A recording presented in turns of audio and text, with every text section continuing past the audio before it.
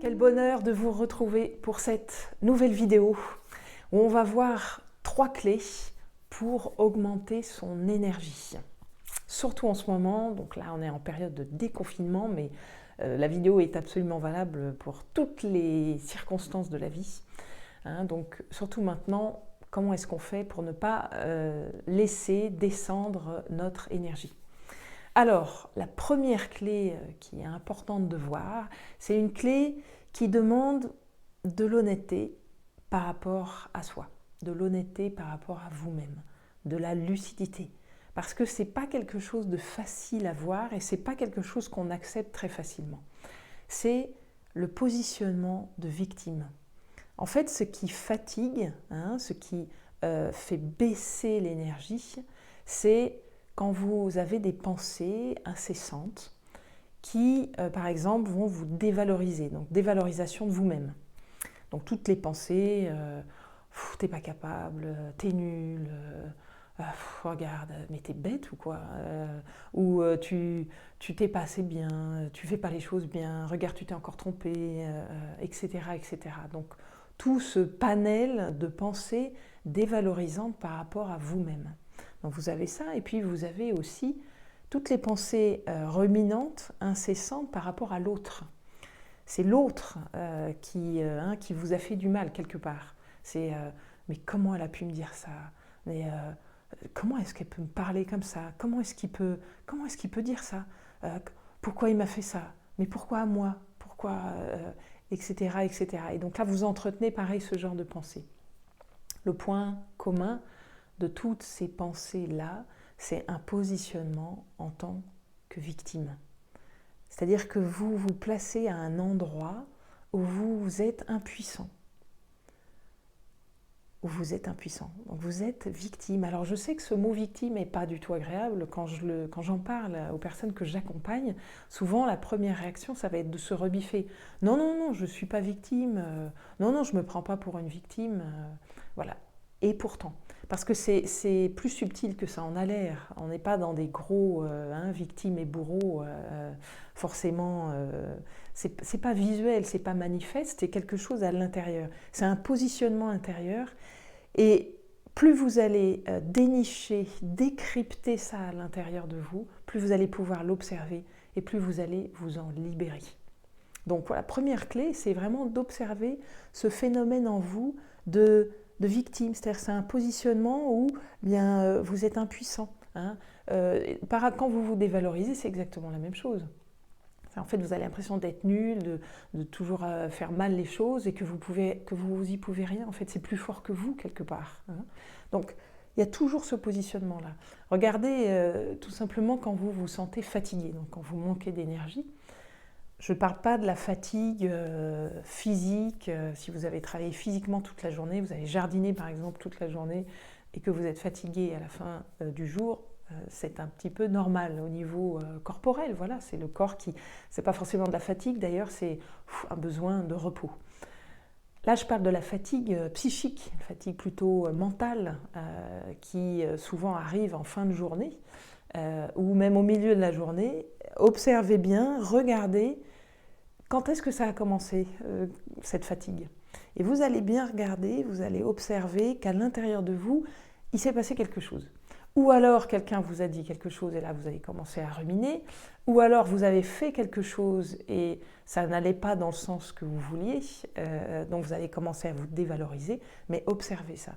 C'est-à-dire que c'est ce positionnement de victime qui va vous retirer toute votre énergie. C'est là que vous perdez de l'énergie. Voilà. Donc première clé, observez ça. Prendre du recul, prendre la posture de l'observateur. La deuxième clé, très importante et qui, en fait, c'est une question que vous allez vous poser. Le simple fait de vous poser cette question va ouvrir d'autres horizons. Vous n'avez pas besoin d'y répondre, c'est poser juste la question. C'est « et si mon interprétation était complètement fausse ?» Voilà. « Et si mon interprétation était complètement fausse ?» C'est tout. Parce que tout ça, ce sont des interprétations de ce qui vous est arrivé, du monde extérieur, de ce que vous avez fait. Tout ça, ce sont des interprétations, c'est des histoires que vous vous racontez. Donc en fait, et si l'histoire que je me racontais était complètement fausse? Voilà.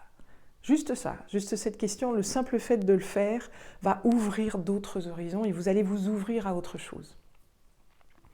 Et on arrive à la troisième clé qui est donc comment transformer ce positionnement de victime? Eh bien, c'est en devenant créateur, parce qu'à l'autre bout de la victime, il y a le créateur. Le créateur, c'est celui qui va prendre tout ce qui lui arrive dans la vie, épreuves, obstacles, difficultés, grande rupture aussi, deuil, séparation, voilà, décès. Il va prendre tout ça et il va créer quelque chose de nouveau avec sa vie. Il va en profiter pour grandir. Ça ne veut pas dire que la situation était super à l'origine, hein. On ne va pas remercier la situation pour autant. Mais même avec une situation tragique, c'est la capacité à faire de cette situation une possibilité pour grandir, se transformer et créer quelque chose de nouveau. Je vais vous donner l'exemple de l'eau. Vous voyez, vous avez un torrent de montagne, là, une eau qui arrive donc du haut de la montagne avec quand même pas mal de force et qui descend, qui dévale la montagne. À un moment donné, elle va avoir un tas de rochers. Ah, elle est bloquée. Donc l'eau elle va être bloquée dans sa progression par ces rochers. La question c'est, est-ce que l'eau, est-ce qu'elle va croiser les bras? Ouais, mais j'ai pas de chance, hein. Il y a les rochers qui m'embêtent là, je peux plus avancer, puis elle va commencer à déprimer, hein. Alors imaginez bien l'eau qui déprime, qui croise les bras devant les rochers. Ben non, l'eau elle ne fait pas ça. L'eau c'est la vie pure. Donc la vie pure, elle ne va pas s'arrêter comme ça en déprimant. Qu'est-ce qu'elle va faire? Ah ben, elle va continuer à pousser, c'est la force de la vie, elle pousse, elle continue à pousser. Et puis elle va finir par s'infiltrer, elle va trouver des issues entre les rochers, elle va creuser des trous entre les rochers, elle va même creuser peut-être un trou en dessous, elle va aussi peut-être creuser un trou sur le côté, c'est-à-dire qu'elle va carrément créer un autre lit pour pouvoir passer. Et en gros, c'est ça. C'est quand vous avez un seul sillon d'autoroute, c'est-à-dire vous fonctionnez en façon linéaire, c'est-à-dire qu'il y a une seule façon d'agir, hein. Vous êtes programmé comme ça, donc c'est avec les œillères, hein. Effectivement, s'il y a une rupture dans cette façon d'agir-là, c'est la catastrophe, parce qu'il n'y a rien d'autre, hein. C'est la catastrophe, c'est ce qu'il arrive aussi avec le virus. Hein. Si on a une pensée et une façon d'agir complètement unique, effectivement, quand ça s'arrête, c'est la catastrophe. Mais qu'est-ce qu'on fait de ça? Qu'est-ce qu'on fait de ça? C'est faisons-en une opportunité pour grandir, pour créer autre chose, créer comme la rivière un autre lit, un autre sillon.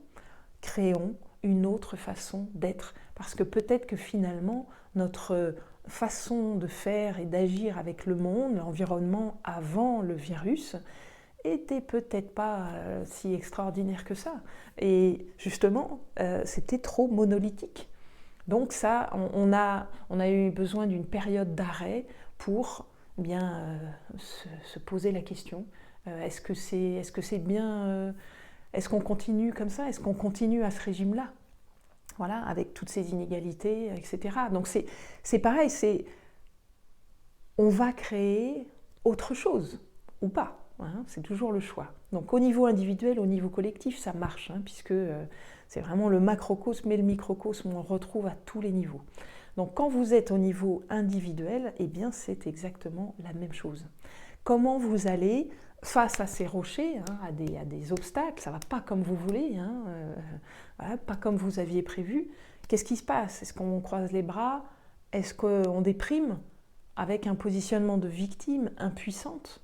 Ou alors on se dit, ok, eh bien c'est pas comme ça parce qu'en fait je ne peux pas passer comme ça parce que je vais trouver quelque chose de meilleur. Et en fait je vais être plus vivant parce que je vais créer autre chose. Parce que finalement, ça veut peut-être dire que cet endroit-là n'était pas si vivant que ça, n'était pas si créatif que ça.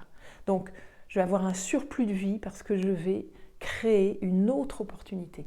Et dans votre vie, c'est ça. Ça, c'est vraiment la troisième clé fondamentale, c'est de transformer absolument tout ce que vous vivez en possibilité de créer du nouveau. Ok, le simple fait de vous mettre ça à l'esprit, hein, c'est-à-dire d'ouvrir à l'intérieur, de vous dire, ok, donc qu'est-ce que je vais créer? Qu'est-ce que la vie, où est-ce que la vie m'invite? Qu'est-ce que la vie m'invite à créer de nouveau? Puisque je ne peux pas passer par là, puisque ça c'est fini, ça c'est terminé, là il y a une rupture. Qu'est-ce que la vie m'invite à inventer de nouveau, à créer de nouveau? Voilà. Alors avec ça, avec ces trois clés, vous avez vraiment de quoi changer en profondeur votre vie. Oui, ça demande un petit effort régulier, mais comme ça change en profondeur votre vie, que vous allez vous sentir nourri et beaucoup plus joyeux, ça vaut vraiment le coup. Voilà. Donc, retrouvez bien ces trois clés. Hein, donc, première clé, l'observation de ce positionnement de victime. Le deuxième, c'est la question. Hein, juste une question pour ouvrir. Et si mon interprétation était complètement fausse? Et la troisième clé, eh bien, ça va être de créer. Voilà, si vous avez aimé la vidéo, pensez à mettre des pouces j'aime, partagez-la surtout pour qu'elle puisse vraiment profiter à d'autres personnes. Abonnez-vous à la chaîne aussi parce que je vous mets beaucoup de vidéos avec beaucoup de valeur pour votre vie et votre bien-être très régulièrement.